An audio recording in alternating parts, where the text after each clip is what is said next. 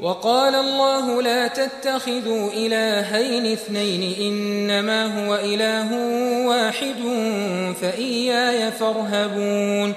وله ما في السماوات والأرض وله الدين واصبا أفغير الله تتقون وما بكم من نعمة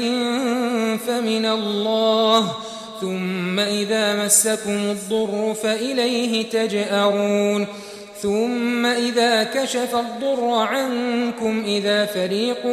منكم بربهم يشركون ليكفروا بما آتيناهم فتمتعوا فسوف تعلمون ويجعلون لما لا يعلمون نصيبا مما رزقناهم تالله لتسألن عما كنتم تفترون ويجعلون لله البنات سبحانه ولهم ما يشتهون وإذا بشر أحدهم بالأنثى ظل وجهه مسودا وهو كظيم يتوارى من القوم من سوء ما بشر به أيمسكه على هون أم يدسه في التراب